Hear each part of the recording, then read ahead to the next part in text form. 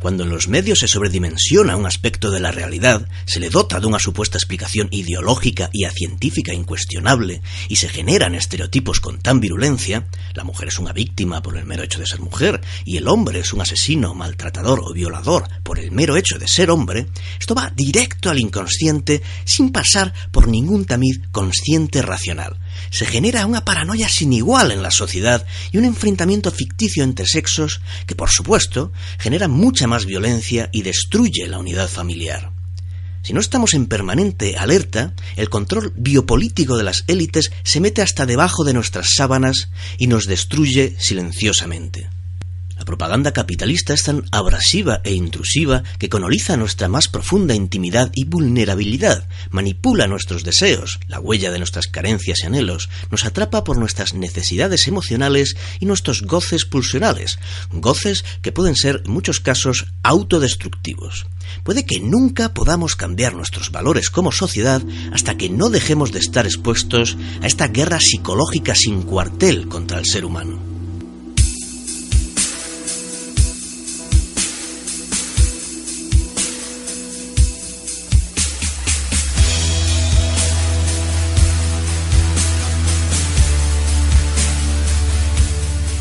Damas y caballeros, sean bienvenidos a la emisión 22 en el vientre de una ballena. Biopolítica, la construcción ideológica de la guerra entre sexos.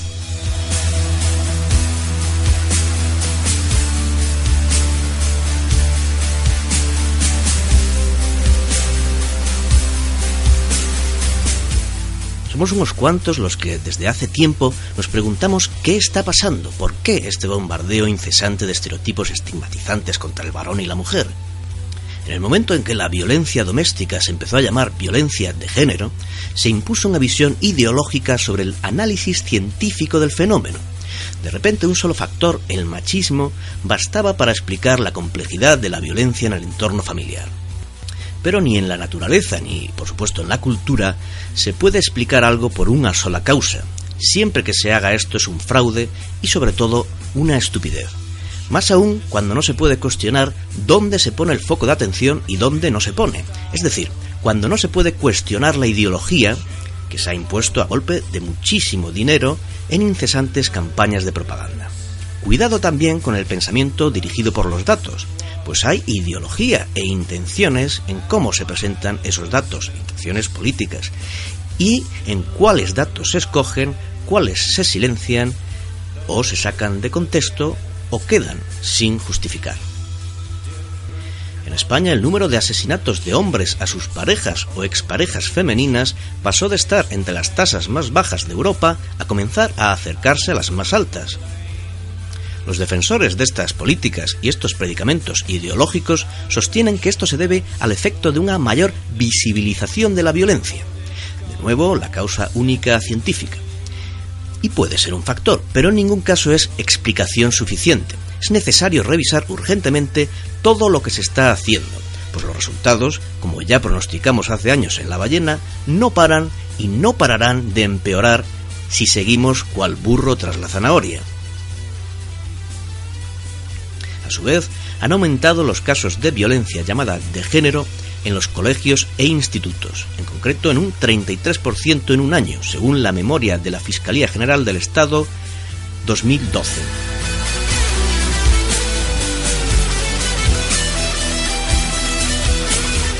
Siempre las fuentes de información que voy a verter las tenéis en el post por orden cronológico de aparición y os animo a consultarlas para contrastar y ampliar información. A su vez, enlazaré una serie de charlas y documentales imprescindibles.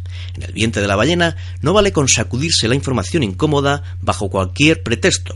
No te engañes a ti mismo. He aquí un espacio para reflexionar, como hiciera el Jonás bíblico en las entrañas del gran pez.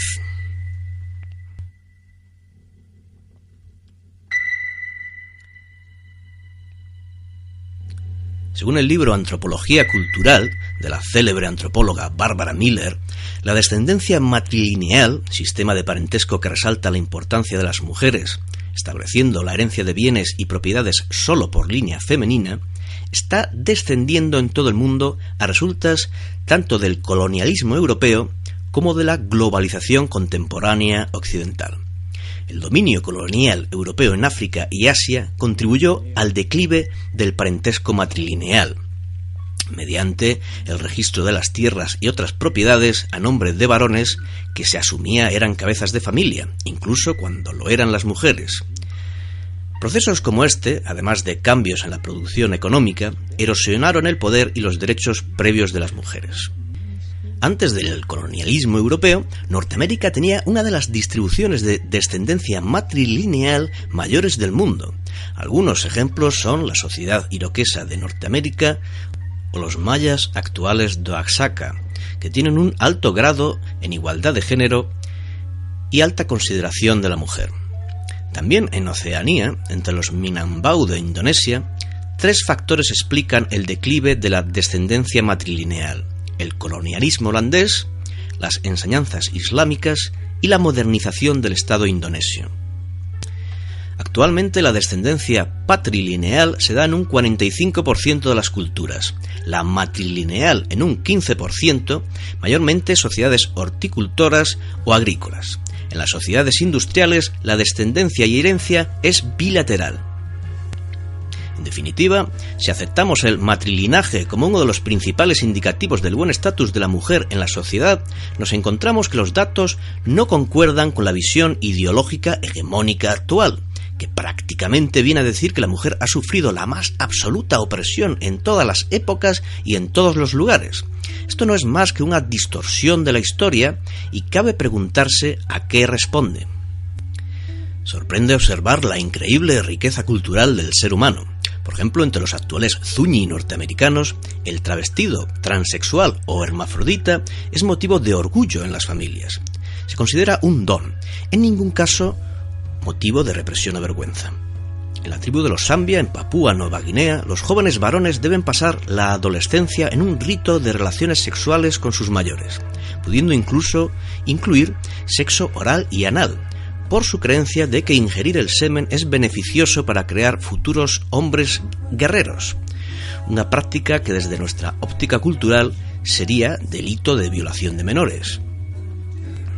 Lo que los estudios transculturales nos enseñan es que los roles de género y las situaciones de igualdad o desigualdad han tenido mucho que ver con las necesidades logísticas de subsistencia de cada grupo cultural en el contexto natural con recursos limitados que les ha tocado vivir y con otros grupos acechantes.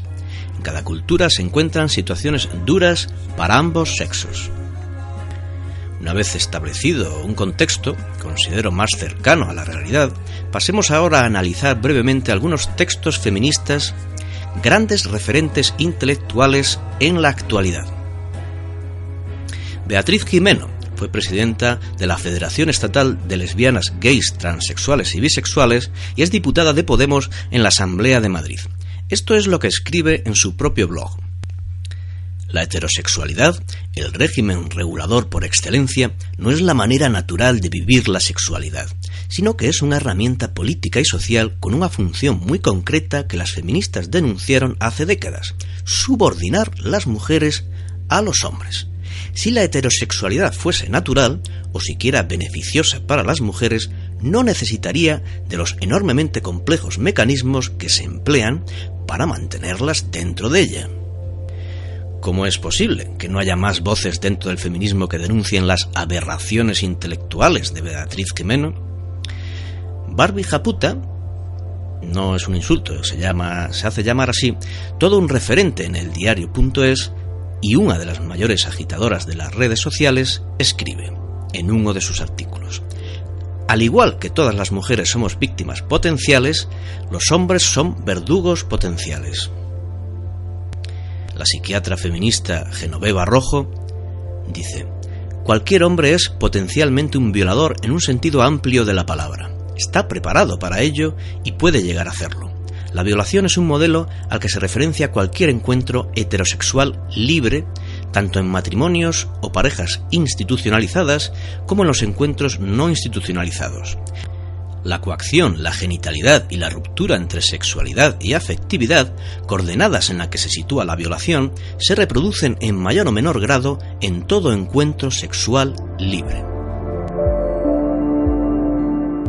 Llegados a este punto, el oyente puede pensar que aunque estas autoras sean referentes intelectuales, son casos aislados. Lamento comunicarle que no es así. Para no extenderme, invito al oyente a leer los textos completos o a profundizar en los enlaces del post y a seguir escuchando la emisión.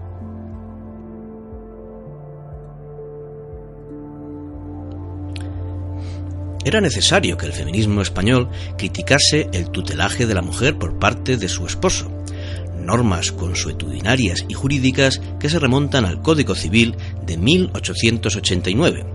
Sin embargo, lo sorprendente es que acepten el tutelaje de las mujeres por el Estado, en un momento histórico, además, en el cual todos los grupos sociales que corren el riesgo de ser tutelados, por ejemplo, supuestos enfermos mentales, están luchando por que se reconozcan sus derechos civiles. Es necesario reconocer a las mujeres y hombres que hayan sido víctimas de maltratos, para de inmediato ayudarles en su proceso de empoderamiento, en lugar de hacerles dependientes o eternamente víctimas inermes. La posición victimista pasiva solo puede conducir a la manipulación, para poder hacerse valer, en ningún caso a la comunicación asertiva. Los medios masivos vienen ocultando los resultados negativos que desde la entrada en vigor de la Ley Orgánica 1/2004 de Medidas de Protección Integral contra la Violencia de Género se vienen registrando. Existen voces críticas desde el feminismo como María Sanauja, juez decana de Barcelona, miembro de Jueces por la Democracia y de la plataforma Otras Voces Feministas. María nos ofrece luz sobre lo que está ocurriendo con la Ley Integral de Violencia de Género. Dice Sanauja: en general es falso que con el planteamiento de destruir al contrario se avance. La historia acredita que los odios se renuevan y se enquistan hasta la mutua destrucción. Pero en el tema que nos ocupa, el otro es el padre o la madre de tus hijos y cualquier planteamiento bélico repercute directa y negativamente en ellos. La presión mediática ha llevado a muchos profesionales a una reacción defensiva y de autoprotección ante el miedo a las posibles consecuencias personales. Así, jueces que han concedido prácticamente todas las órdenes de protección que les han solicitado por temor a que se les pudiera acusar de no haber tomado medidas. Fiscales solicitando en prácticamente todos los casos que se adoptara una orden de protección, normalmente alejamiento, muchas veces sin demasiadas pruebas y sin valorar que ello podía comportar pérdida de empleo si ambos trabajaban en la misma empresa o dificultades para permanecer en una ciudad pequeña con el estigma del maltratador. Policías que han procedido a la detención de miles de hombres sin más indicios que la sola afirmación de la denunciante, sabiendo que en 1 o 2 días serían puestos en libertad por el juez y sin considerar el trauma que para algunos ciudadanos puede suponer pasar esas horas detenido, esposado y trasladado junto a delincuentes, todo por miedo a exponerse a un expediente disciplinario si luego ocurría un hecho luctuoso. Abogados que han recomendado la interposición de una denuncia por malos tratos porque se podía solventar en horas la atribución provisional del uso de la vivienda familiar, ya que la orden de alejamiento supone la expulsión inmediata de la misma, así como la fijación de una pensión de alimentos y la custodia de los hijos. Y mujeres que, sin ningún escrúpulo ni respeto por las que están padeciendo situaciones terribles sin atreverse a denunciar, han abusado de lo que se les ofrecía, poniendo en marcha el aparato policial y judicial con fines espurios. En algunos casos, inventándose directamente hechos que ni siquiera habían ocurrido. Pero no es la maldad de algunas personas la causante del problema.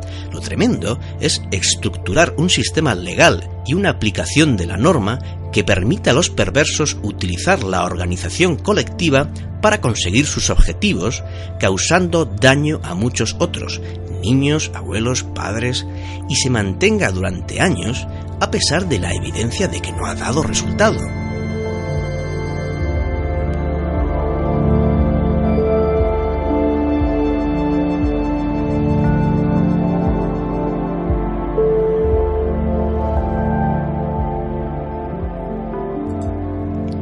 Pasemos ahora al análisis del abogado Carlos Siruela, que nos dice lo siguiente. En el ámbito jurídico, la cuestión de la violencia de género se aborda por el legislador a partir de la Ley 1/2004 de 28 de diciembre de medidas de protección integral contra la violencia de género.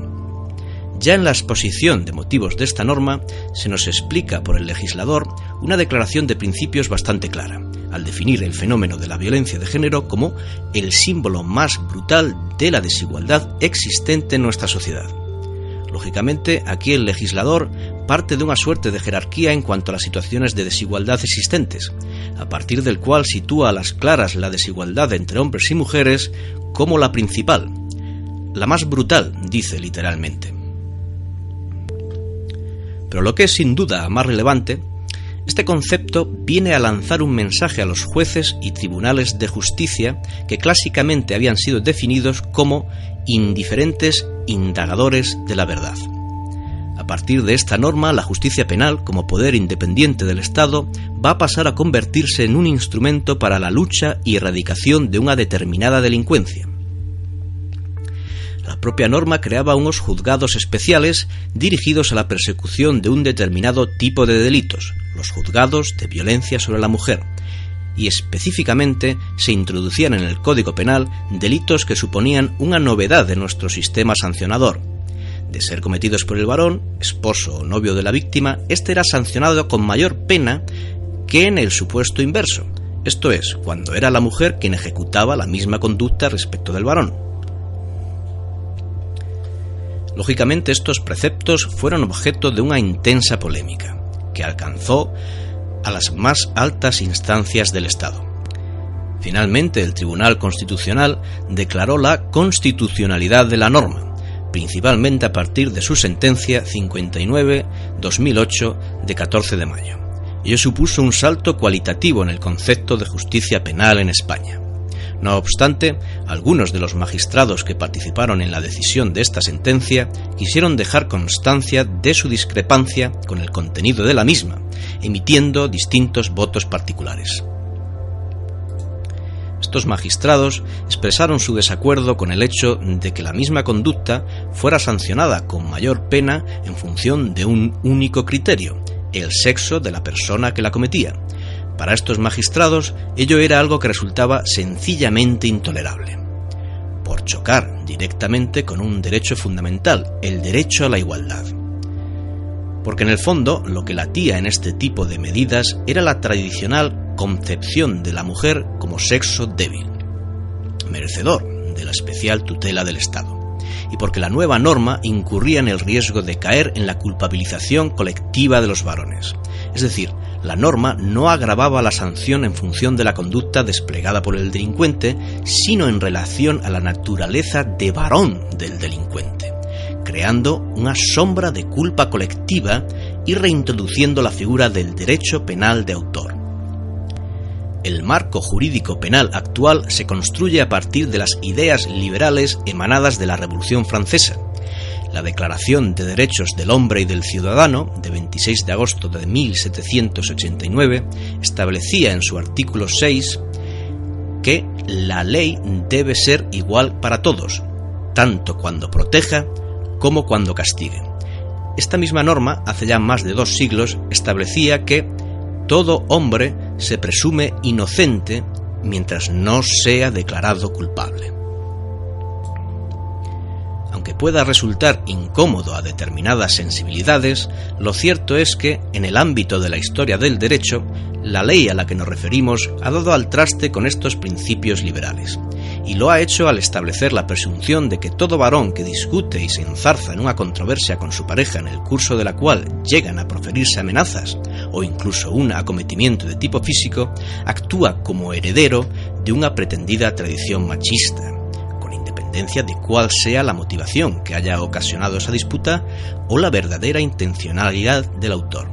Es decir, es la ley la que presume que el varón, por el hecho de serlo, es machista, y no permite que sea el juez el que, en cada caso y en función de las pruebas practicadas, llegue o no a esa conclusión. Lo cual es, a todas luces, un atropello al derecho a la presunción de inocencia. En realidad, lo que hace la norma es sancionar al varón por la pretendida situación de discriminación creada por las generaciones de varones que le precedieron, como si todo varón portara consigo un pecado original del que no pudiera desprenderse, aun cuando la agresión obedezca a motivos distintos o aunque esa concreta relación de pareja no se ajuste al patrón sexista que se trata de erradicar. Eso jurídicamente es una verdadera aberración, pues el derecho penal moderno nace para sancionar conductas propias del autor y no hechos ajenos. Pero es que, desde la perspectiva de la mujer, la norma no es mucho más exquisita en el tratamiento del sexo femenino, pues presupone que toda mujer, por el hecho de iniciar una relación afectiva con su pareja varón, se sitúa siempre en la posición de sujeto vulnerable. De hecho, la propia redacción de la norma resulta tan desafortunada que sitúa a la mujer en la misma posición que las denominadas personas especialmente vulnerables, cual si se tratara de un menor o de un incapaz. Edmund Metzger, el afamado científico del derecho penal alemán, proclamaba la necesidad de consagrar dos derechos penales: un derecho penal para la generalidad, en el que en esencia seguirían vigentes los principios que han regido hasta ahora, y junto a él un derecho penal completamente diferente para grupos especiales de determinadas personas. Esperemos que este sueño de un hombre que defendió la supuesta alta propensión criminal de los judíos no se haga realidad. Sin embargo, si eliminamos el concepto judío de la ecuación y lo sustituimos por el concepto varón, concluiremos que la Ley 1/2004 no resulta excesivamente esperanzadora a este respecto.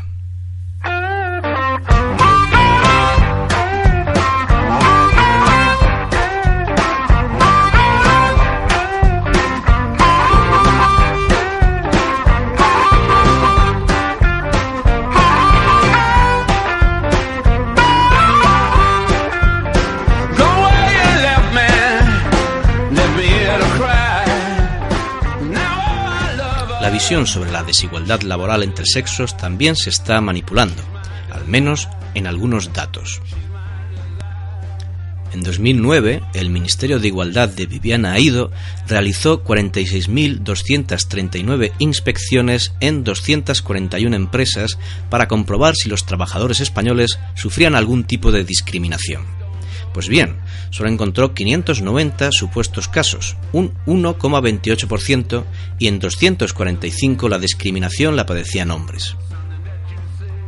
En el programa El Objetivo de La Sexta, nada sospechoso de ser machista y basándose en datos facilitados por el INE, desmontaron la falsedad de que las mujeres ganan un 30% menos que los varones por el mismo trabajo. Los datos que suelen ofrecer se refieren a la media total de salarios.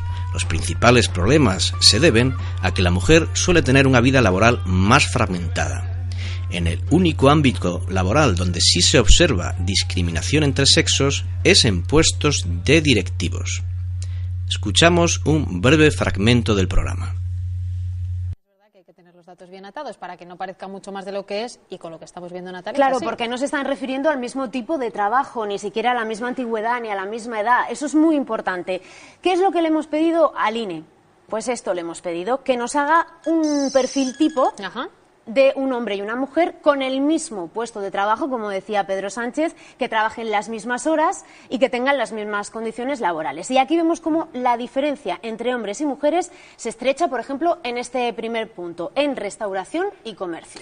Menos 3%, y esto lo dice el INE, pero tenemos muchos ejemplos, ¿no? Tenemos otro más. Sí, tenemos otro más. ¿Recuerdas que Pedro Sánchez hablaba de trabajadores de oficina? Sí. Pues justo en este punto, el Instituto Nacional de Estadística nos dice que no solamente las mujeres cobran menos, sino que parece ser cobrarían un 1% más. No estamos diciendo que todas las mujeres en oficina cobren más, sino este perfil tipo que nos ha hecho el INE. También se debe a que las mujeres ocupan este puesto más que los hombres. El llamado también techo de cristal, y es que llegan a ciertos puestos pero no llegan a otros o otro tipo de empleos. ¿Y hay algún ejemplo más? Sí, este dato que es muy interesante. Cuando ya ya cambia la cosa. Cuando ya estamos llegando a directores y gerentes, es decir, a la parte alta de una empresa, pues aquí la brecha sí que es mayor, y además es que son los hombres los que ocupan ese puesto de responsabilidad más que las mujeres. El equipo de pruebas de verificación. something that you said, something that you said.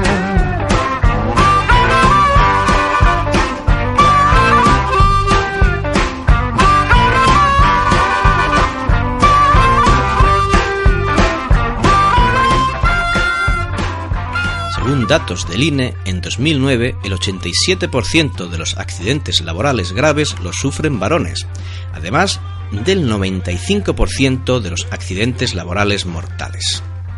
Hay más mujeres que hombres con estudios superiores y en puestos de la administración de alta cualificación, como por ejemplo jueces. Según el Consejo General del Poder Judicial en 2015, 2.781 de los 5.352 jueces y magistrados en activo son mujeres, lo que representa el 52% del total. La tendencia es a que la balanza siga incrementándose a favor de la mujer. Hay más mujeres que hombres en puestos considerados cómodos, como técnicos y profesionales de apoyo, profesiones asociadas a carreras o personal administrativo, donde hay una abrumadora mayoría de mujeres. Lo que sí es cierto es que hay una abrumadora mayoría de mujeres en servicios personales y limpieza. Tenemos en cuenta también las personas que trabajan como ama de casa y en cuidado a personas dependientes, que pueden no constar en ninguna estadística. De nuevo cabe preguntarse ¿por qué una campaña masiva de propaganda distorsionando la realidad laboral y en definitiva todos los aspectos que atañen a hombres y mujeres? Sigamos con más situaciones habitualmente silenciadas. En las separaciones, la custodia de los hijos menores fue otorgada a la madre en el 76,2% de los casos. En el 81,5% el pago de la pensión alimenticia correspondió al padre. La custodia compartida de los hijos fue otorgada en el 17,9% de los casos. Datos del INE 2013. La tendencia en este caso, afortunadamente, se está reduciendo. Es triste cómo esta desintegración de las familias nucleares, en este clima paranoico y deformante, están produciendo un daño terrible a los hijos pequeños, a los más desprotegidos. Es habitual observar cómo las parejas en procesos conflictivos de separación utilizan a sus propios hijos contra el otro miembro de la pareja, ajenos al traumático daño psicológico que les causan. Más triste aún es saber que desde hace años el Observatorio de Violencia Doméstica y de Género solo informa de la violencia ejercida por el hombre y no informa de la violencia ejercida por la mujer, ya sea al hombre, a los niños o a los ancianos. Según Mereces Saberlo, solo se informa oficialmente del 17% de agresores mortales, criminalizando solo a hombres heterosexuales, ocultando así las identidades de género que asesinaron al restante 83% de personas. En la franja de edad donde más mata el hombre, baja un 2%. En la franja donde más mata la mujer, sube un 12 y un 35%. De los menores de edad como víctima, no se nos informa oficialmente desde el 2009. En el 2013 fueron 28, 6 a manos de hombres, el 21,4%, y al menos 22 a manos de mujeres, el 78,6%. En el 2014 fueron 21, 4 a manos de hombres, 19%, y al menos 17 a manos de mujeres, el 81%. En el 2015, hasta la fecha del artículo, son 17, 3 a manos de hombres, el 17,6%, y al menos 14 a manos de mujeres, el 82,4%. Cuando en 2014 tomó posesión del observatorio la presidenta María Ángeles Carmona, no corrigió ni denunció nada de esto. Al contrario de la creencia popular, la mujer asesina y mucho. Según el informe Recopilación de casos de violencia familiar ejercida por la mujer en España, año 2013, creado por la Asociación de Padres de Familia Separados de Asturias, estos son los datos. Asesinatos a parejas o exparejas, 12 casos. Intentos de asesinato a pareja o expareja, 26 casos. Asesinatos de hijos o hijas, 11 casos. Intentos de asesinato a hijos o hijas, 5 casos. Asesinatos a familiares, 3 casos. Otros asesinatos, 5 casos. Ante la carencia de cifras oficiales por parte de las instituciones, esta asociación ha documentado los casos recogiendo recortes de prensa locales. Puede, por tanto, que las cifras sean mayores que las recopiladas. En el contexto de los países industrializados, algunos investigadores sugieren que las estadísticas de violencia contra los hombres son poco concluyentes o contradictorias, mientras que otros señalan que se producen ataques femeninos contra el hombre en igual medida que contra las mujeres.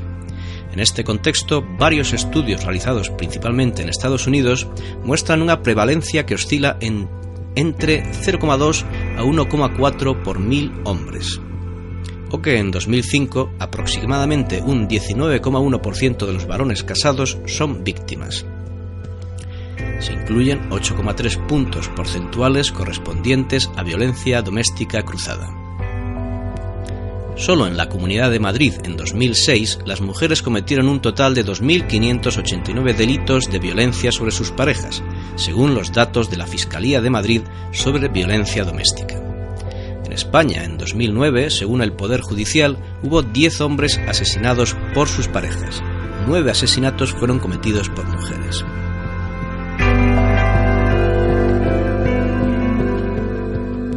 No existe, por otra parte, ningún estudio neurocientífico que indique que el cerebro del hombre contenga alguna diferencia anatómica que le profiera cualidades más agresivas que el de la mujer, y si lo hubiera, que no lo hay, estas diferencias no podrían separarse de las producidas por el aprendizaje cultural.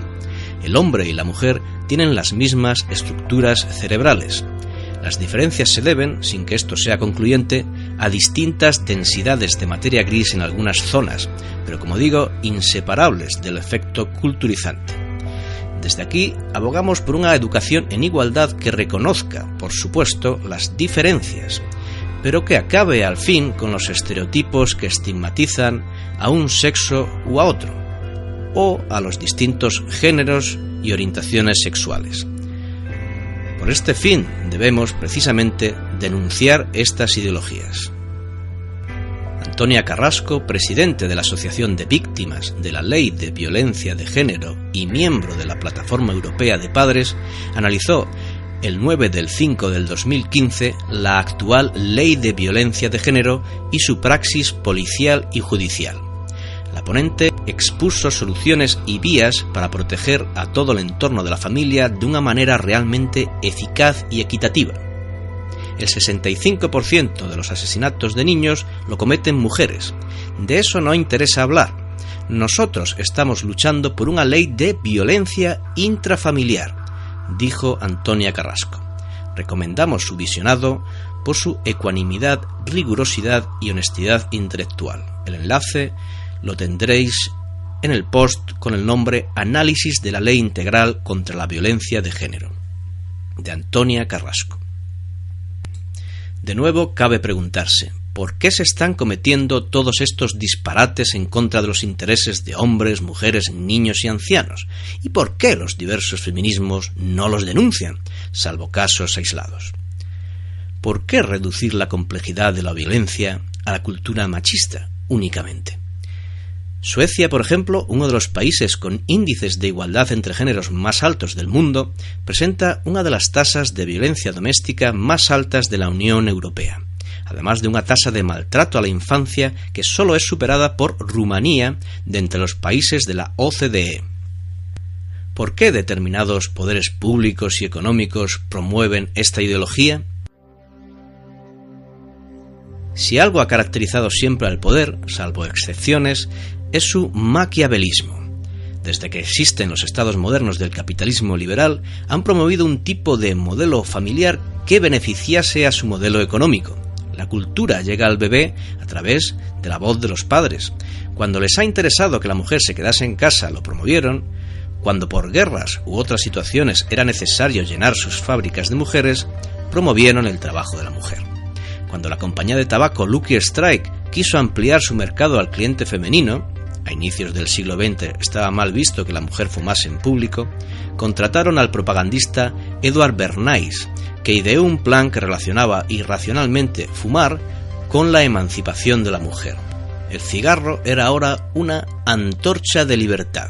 La estrategia funcionó, se cambió la opinión pública y las mujeres comenzaron a fumar. ¿Por qué grandes oligarcas financian a Femen?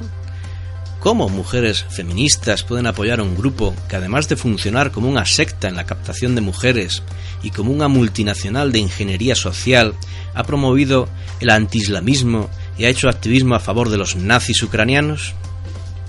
¿Están el mayor especulador del mundo, George Soros, o la Fundación Rockefeller financiando diversos grupos de supuestos movimientos feministas? En España, según un informe de la asociación Eric Fromm, 4 federaciones feministas fuertemente vinculadas al PSOE acaparan a través de miles de asociaciones, unas 4.500, todas las líneas de trabajo del Plan Estratégico contra la Violencia contra la Mujer y manejan los 24.000 millones de euros de los fondos europeos para violencia de género.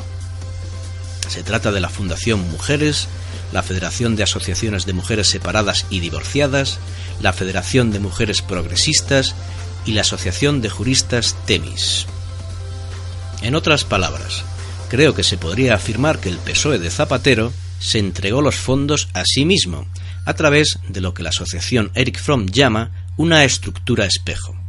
Y es que, aunque sea vomitivo descubrirlo, hay mujeres viviendo del sufrimiento de las víctimas, en lo que se podría llamar el negocio de la violencia de género.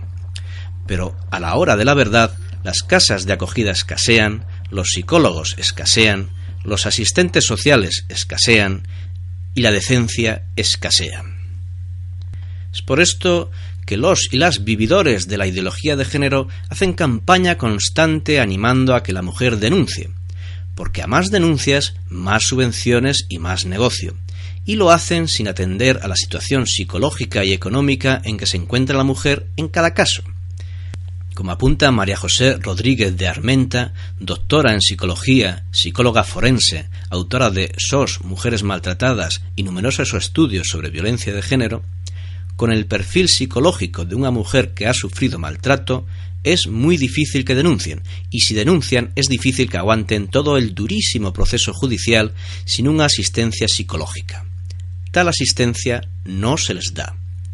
En diciembre del 2012, el diario Público reportaba que solo 8 de las 46 mujeres asesinadas en lo que iba de año por violencia de género habían denunciado a sus agresores por malos tratos.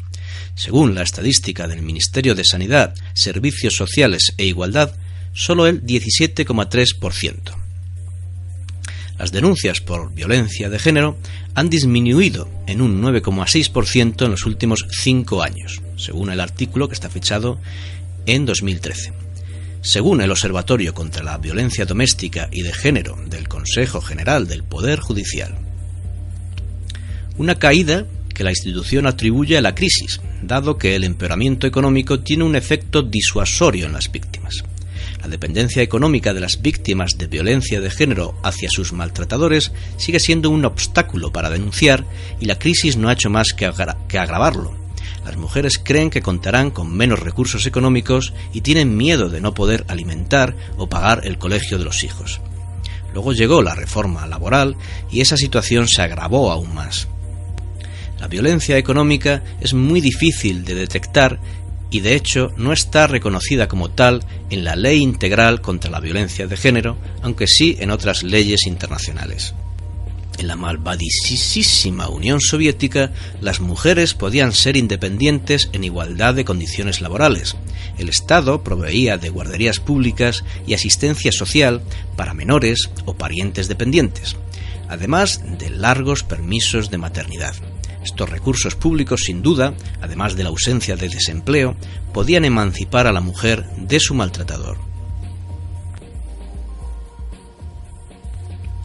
Por su parte, denunciar puede ser un infierno aún peor.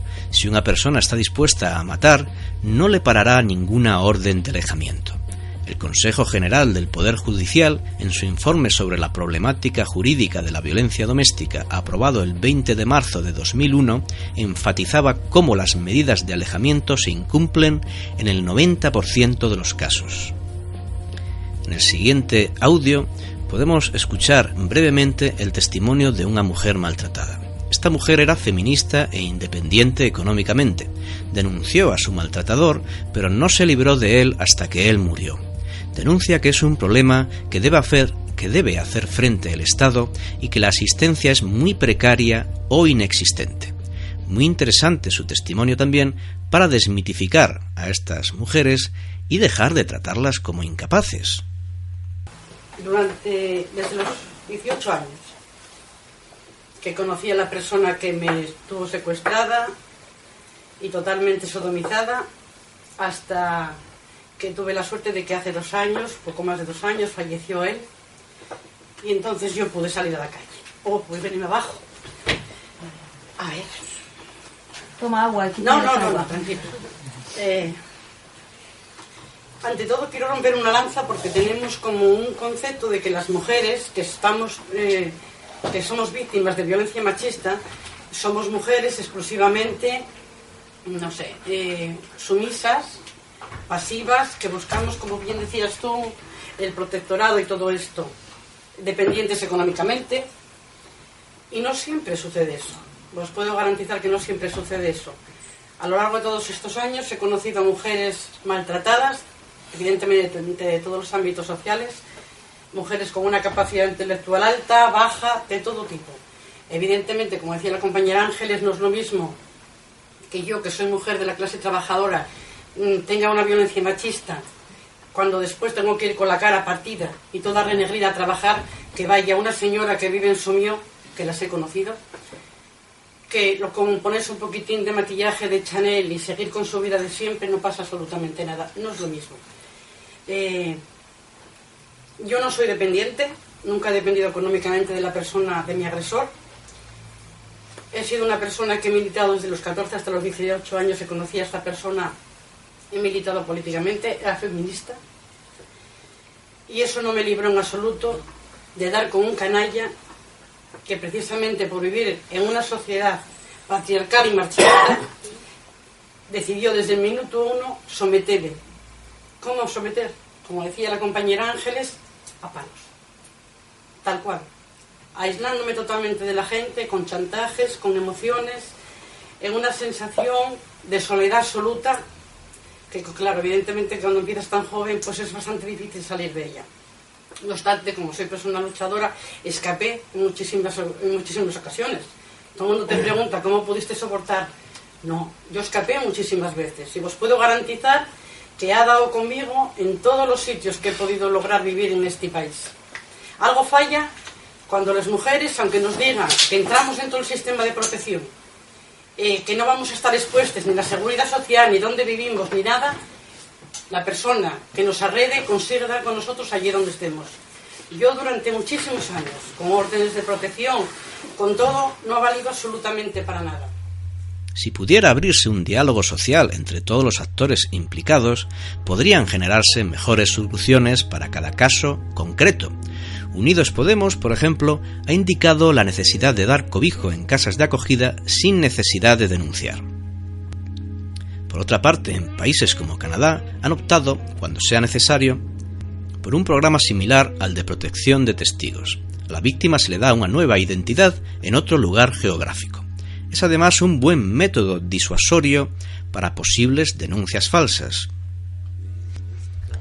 Las feministas, digamos, hegemónicas, no están, salvo honrosas excepciones, denunciando nada de esto. Suelen predicar que todos los hombres y mujeres somos machistas. Entiendo que esto es una deformación de la idea feminista de que el machismo es una construcción cultural. Si es una construcción cultural, como parece indicar la antropología y la psicología, habrá culturas en las cuales no exista machismo. Y si la cultura la comenzamos a asimilar a través del vínculo con nuestros padres, podemos sin duda crecer con valores y automatismos distintos. ¿Qué duda cabe que los hombres también sufrimos machismo? Por ejemplo, al no poder mostrar sensibilidad, vulnerabilidad o libre expresión de sentimientos, si culturalmente no se considera varonil, aunque sea necesario para el equilibrio psíquico. Algunas de estas personas feministas se creen con derecho a decirle a los demás cómo tienen que pensar y cómo se tienen que reeducar. Esto es algo más propio de la sección femenina de la Falange que de movimientos pretendidamente progresistas. No tratéis de imponernos vuestra ideología. Dice Doris Lessing, icono feminista y premio Nobel de Literatura: es tiempo de que empecemos a preguntarnos quiénes son estas mujeres que continuamente descalifican a los hombres. Las mujeres más estúpidas, ignorantes y repugnantes pueden descalificar a los hombres más buenos, amables e inteligentes. Algunas mujeres parecen querer un trato de favor, habrá algo más machista que eso, y utilizan el machismo a discreción contra los demás para tratar de conseguirlo. Muchas parecen movidas por un afán revanchista o por un afán de poder y dinero. Muchas padecen misandria, tienen un odio incurable hacia el hombre, no hacia el machismo, sino hacia el hombre. Otras parecen gozar, teniendo la figura del hombre como chivo expiatorio de su angustia, impotencia, frustración o miseria. Otras parecen haber asimilado un odio tan profundo contra la mujer, odio que no pueden admitir en su consciencia, que por el mecanismo psicodinámico defensivo de la proyección lo sacan al exterior, depositándolo en otras personas a las que acusan incansable y absurdamente de machismo hasta en las situaciones más disparatadas, tal como hace el homófobo, que en el fondo es homosexual. Quizás, como uno no puede cambiar y se siente impotente, quiere que sean los demás los que cambien. En definitiva, muchas y muchos tienen un poco de todo esto, y algunos quizás tienen todo a la vez. Una cosa es pretender acabar con el machismo y otra muy distinta, pretender acabar con el varón. La construcción fantasiosa de que en cualquier momento una mujer puede sufrir una agresión machista produce un clima paranoico de constante fricción e incomunicación entre el hombre y la mujer, fuente, esta incomunicación, de numerosos problemas. Para construir amor es necesario mantener confianza en el otro. Por otra parte, por ejemplo, una violación puede venir perpetrada por un psicópata o una persona terriblemente perturbada, en cuyo caso de poco sirve tratar de reducirlo todo a la cultura machista. Es no entender nada y por lo tanto no poder mejorar estos problemas. Se parte además del hecho de que la cultura es machista, como dogma incuestionable, y no se admite que quizás machistas sean solo unos o unas, unos cuantos o unos muchos. La violencia no es patrimonio del hombre, ni tampoco de la cultura machista. Es patrimonio del ser humano, es constitutivo del ser humano. Sin nuestras pulsiones de muerte, por utilizar un concepto psicoanalítico, no podríamos sobrevivir. Es esta pulsión la que nos permite cortar con una situación que nos daña, la que permite destruir para construir. Es esta pulsión la que nos permite defendernos en ambientes que lo requieran. Es constitutivo del ser humano y se asocia intrínsecamente, como ambos lados del mismo rostro, a la pulsión de vida. Recordemos a Erin Pitze. Creó el primer refugio para mujeres maltratadas del mundo en 1971 y ayudó a crear un movimiento en defensa de las víctimas de violencia doméstica. Declaró: habiendo experimentado la violencia de mi madre, siempre supe que las mujeres podían ser tan empedernidas e irresponsables como los hombres. Cuando las feministas comenzaron a demonizar a todos los padres, aquellas duras imágenes me recordaron la verdad. La violencia doméstica no es cuestión de géneros. La activista feminista Pamela Palenciano dice: no se habla de esto porque nos cuesta mucho reconocer la violencia que sí ejercemos las mujeres con quien podemos.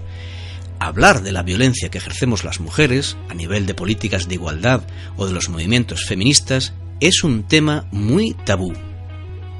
Aplaudo desde aquí a Pamela por su honestidad. Arrimándome un poco al concepto de banalidad del mal de Hannah Arendt, lo terrible no es que seamos, en el mejor de los casos, neuróticos, o que seamos cobardes, miserables y a veces actuemos violentamente. Lo terrible es no reconocer nada de esto en nosotros mismos. La maldad nace de la negación hipócrita del odio.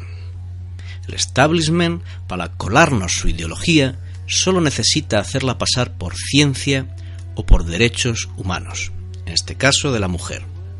Pero lo que se está haciendo actualmente es generar nuevos estereotipos estigmatizantes y generar un clima de guerra entre sexos, generando un tremendo odio misandria hacia el hombre. Un experimento reciente en psicología social colocaba a una pareja en plena calle simulando una riña. En el primer caso, el hombre elevaba el tono de voz en actitud agresiva. Rápidamente los viandantes reaccionaban contra esa conducta, señalándolo como un agresor machista. En el segundo caso, era la mujer la que ejercía violencia, incluso física, contra su pareja. Nadie hizo nada y algunos se rieron. Este es el mundo que algunos y algunas están ayudando a construir.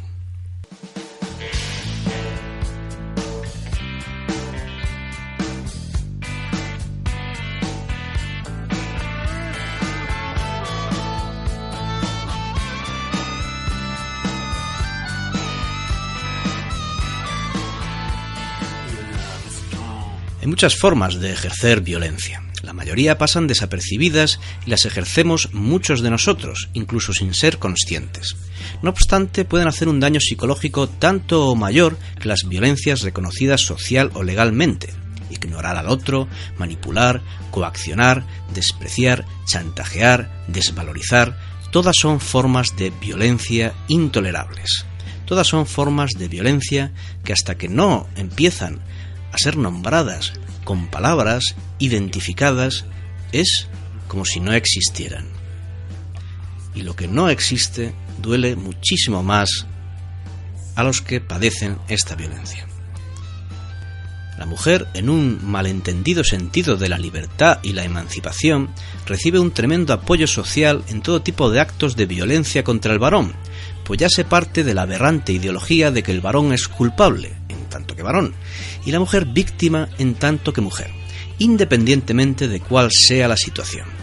Incluso una mera discusión de pareja, en la cual puede haber malas formas por parte de ambos, pues el ser humano es por constitución pasional, se considera violencia machista.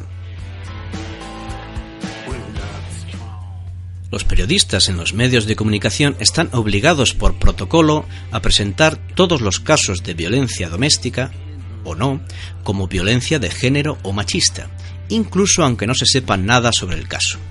El periodista que no haga esto será seguramente despedido. Esta es la pluralidad que tenemos.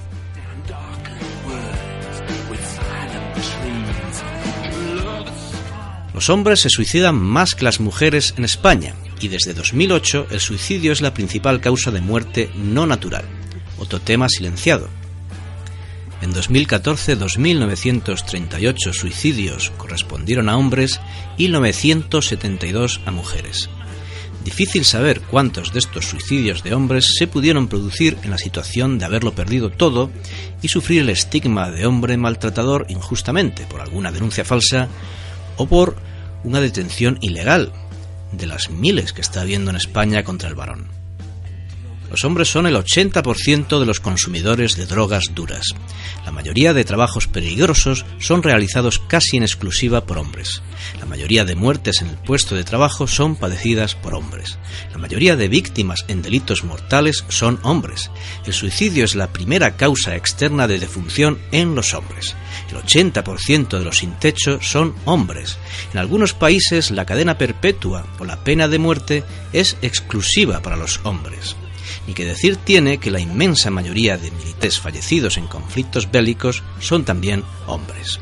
En muchos países la circuncisión obligatoria, en situaciones de escasa higiene, ciega la vida de muchísimos jóvenes.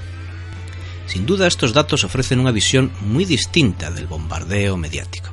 Pero es absurdo entrar en la lucha de sexos que las élites precisamente buscan.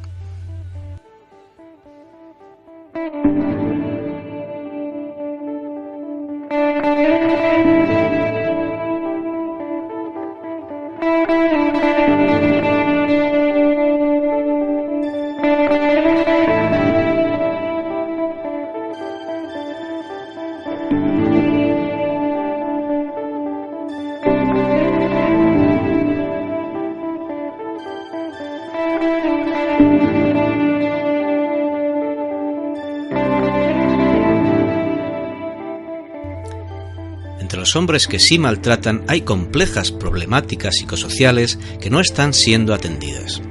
como indica el psicólogo y psicoanalista Jorge Pernia Ramírez, recurrir a explicaciones basadas en factores generales que inciden en el proceso de socialización de los varones y concluir que indefectiblemente se trata de un problema de la llamada cultura masculina, supone enfocar la cuestión desde un punto de vista muy limitado y perderse más bien en un pensamiento operatorio y estéril, porque acaba cristalizando en forma de certeza indiscutible e impide ir más allá.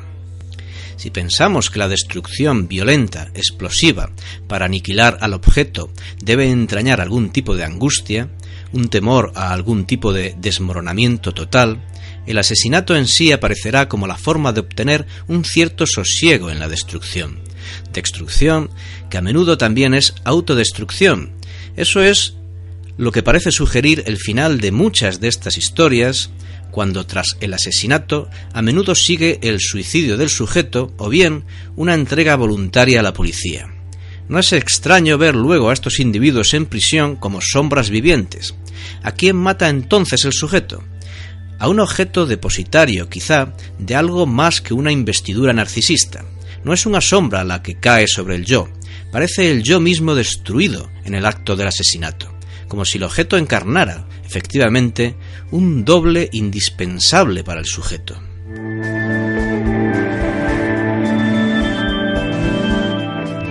En otras palabras, el perfil del asesino doméstico no es necesariamente un psicópata, o meramente un machista. Hay una incapacidad de la persona de representarse la pérdida del objeto, de la mujer en este caso. El concepto objeto es un concepto psicoanalítico, nada que ver con algo sexista aquí. La mujer como prolongación de su narcisismo y como pérdida inasumible. La angustia y la obsesión deben ser indescriptibles. Según la psicóloga Concepción López Soler, 1/3 de los niños maltratados acaba siendo maltratador. Hasta un 45% de niños testigos de violencia familiar tiene problemas serios de conducta. Por otra parte, las mujeres maltratadas pueden tener tales necesidades emocionales que establecen con su maltratador una relación simbiótica de mutua necesidad, de la cual es muy difícil salir, con sentimientos de culpa autodestructivos y que necesita de la aproximación psicológica adecuada en un marco adecuado y no meramente una charla sobre feminismo. Es evidente que se necesita un afrontamiento de estas problemáticas muy distinta del actual. ¿Qué estamos ofreciendo a nuestros jóvenes? Según Bárbara Miller, un narcisista es alguien que constantemente busca la atención de los demás y la autoafirmación sin considerar las necesidades de los demás.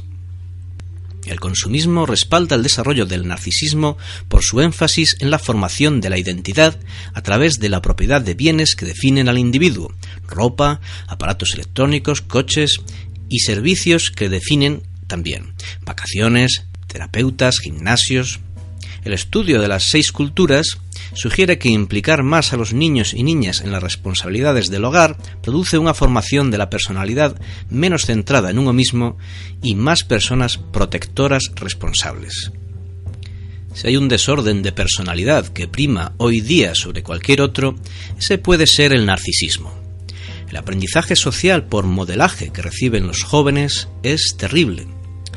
Solo hace falta darse un paseo por la NTV, una cadena, por cierto, ligada al Instituto Tavistock de Ingeniería Social, para entender muchas cosas. Básicamente el rol femenino es el de puta y el de masculino el de chulo putas. No es de extrañar que la violencia aumente, sobre todo cuando las expectativas reales no se corresponden a las del héroe supermacho de la pantalla, con la consiguiente generación de una frustración indescriptible. Estamos sembrando basura y recogemos basura. Desde edades pequeñas, mediante el abuso de la tecnología, la escolarización, el abuso de la televisión, etc., estamos matando la innata inquietud, curiosidad e imaginación de nuestros jóvenes. También aumentan los niños con carencias afectivas y se produce un cercenamiento de su potencial de autonomía. Cuantas más parcelas de vida les matemos, más pulsión de muerte se origina. El joven no suele saber canalizar su rebeldía a medida que descubre un mundo podrido y mentiroso, más que en actos generalmente autodestructivos. Los jóvenes son el chivo expiatorio por el que descarga el síntoma familiar o social. Para colmo, si el joven da problemas, se le diagnostica y se le droga legalmente como trastorno de déficit de atención con o sin hiperactividad o cualquier otra invención acientífica de la biopolítica actual. La violencia y el machismo son conceptos extremadamente más complejos a como se presentan en la actualidad. Según la historiadora Prado Esteban, la ley de violencia de género es una ley contra el amor de pareja. Las parejas eligen hoy día de forma no muy distinta a como adquirimos productos en el mercado. El amor romántico también se vende como producto, en forma de infinitas y variadas imágenes, cómics, películas, canciones que idealizan las relaciones y no preparan a las personas para la dura y problemática relación entre personas. Ya no se ve al otro como alteridad, sino como prolongación narcisista, como un producto de consumo que, pasada la excitación inicial, aburre y se desecha. Toda la complejidad ideológica expuesta en esta emisión puede tener muy variables objetivos. Puede ser una forma de desviar el foco de atención de la auténtica lucha contra los poderes opresores, que no es otra que la lucha de clases. Mejor que la gente hable de las 60 muertes en el ámbito doméstico que no de las 600 muertes al año en el trabajo. Mejor que se hable de la desigualdad laboral de 70 euros que no de la desigualdad entre ricos y pobres de millones de euros. Mejor que la gente hable de que la culpa es del hombre o del inmigrante a que se den cuenta del trasvase enorme de riqueza de los pobres a los ricos. O del plusvalor que el empresario te roba en el cada vez más precario trabajo asalariado. Al destruir la unidad familiar, obtenemos un producto humano desenraizado, sin identidad, solo, aislado, mucho más expuesto a enfermedades y problemas de salud mental y mucho más manipulable. Al mismo tiempo se reduce la tasa de natalidad, problema que lleva obsesionando a las élites en torno a Rockefeller desde tiempos inmemoriales. Se vende la idea, además, de que la maternidad y la familia son una pérdida de libertad, autonomía o independencia. Simone de Beauvoir, en la que puede considerarse obra de culto del feminismo, El segundo sexo, sostiene que la maternidad puede suponer un obstáculo importante en el desarrollo intelectual y personal de la mujer. Esto es lo que escribe José Luis Cano Gil, psicoterapeuta y escritor, sobre el feminismo antimaterno. Feministas que critican a las mujeres que libremente deciden darle el pecho a sus bebés. Tened mucho cuidado con las ideologías, con cualquier ideología. No preguntéis a un militante cuáles son sus argumentos, sino por qué eligió precisamente esas ideas y no otras. Y no os conforméis con lo que os responda, porque todos maquillamos nuestros motivos, sino averiguad cuanto podáis sobre su biografía, sus emociones, sus intereses, sus traumas, y entonces, y solo entonces, sabréis de dónde nace su doctrina y si podéis fiaros o no de su grandiosa palabrería. Es excusa para hacer leyes regresivas y lesionar el derecho penal, como ya hemos expuesto. Es una estrategia para destruir el amor entre sexos, quizás para hacer seres asexuados. Es otra forma de mantener a hombres y mujeres alienados a discursos que han sido, por así decirlo, inoculados a nivel inconsciente, sin haber pasado por un debate participativo, contraargumental y, en definitiva, sin el tamiz consciente racional. Esto quizás es lo que lo hace tan rígido en la mente de tantas personas y por lo que el diálogo es tan difícil. Muchas personas se están aferrando a estas ideologías fanáticamente, como tabla de salvación, por imperiosas necesidades emocionales, y en muchos casos también por pura soledad e indefensión. El disparate que se está viendo en los juzgados de España es difícil de creer porque parecen noticias de coña, pero las podéis consultar en las fuentes. Es una buena muestra del estado de locura y estupidez de la España actual. He aquí unos simpáticos ejemplos para hacer las delicias. Absuelta de matar a su marido por miedo insuperable. No había pruebas objetivas de que hubiera sido maltratada, ni había denuncia previa. Asesta 20 puñaladas a su marido maniatado y la condenan por imprudencia. La sentencia condena a la mujer a 5 años de prisión por un delito de lesiones dolosas que producen inutilidad de miembro principal y 1 año por homicidio causado por imprudencia grave. En el transcurso del proceso se presentaron las pruebas que resultaron evidentes por el propio testimonio de la condenada, pero el jurado entendió que Rosa María Turno no quería matar a su marido Antonio Ibarz. Como suele ocurrir en la práctica totalidad de los casos donde son mujeres las que dan muerte a sus maridos, inmediatamente se reconoce la eximente de la alteración psíquica e incluso considera procedente que se solicite el indulto. Ni siquiera se ha tenido en cuenta que los hijos de la mujer han dejado por escrito durante el juicio que tienen miedo a su madre. No me extraña. Y atención, condenado a 1 mes de multa por tirarse un pedo delante de su mujer. No se tuvo en cuenta el atenuante de pedo escapado, sino que el juez parece que consideró que le había lanzado el recado a su esposa con toda la intención del mundo. En el post también disponéis de enlaces a vídeos de juicios con pilladas a mujeres haciendo vergonzosas denuncias falsas. Si te ha gustado la emisión, compañero y compañera, si crees que el contenido, aunque puedas no estar de acuerdo con muchos puntos, es valioso, no dudes en difundirlo. No podemos permitir que estrategias de biopolítica se nos cuelen hasta debajo de las sábanas. Esta ha sido una nueva emisión en el vientre de la ballena, recordando al comandante Fidel por la emancipación de los pueblos hasta la victoria siempre. Ni una mentira más.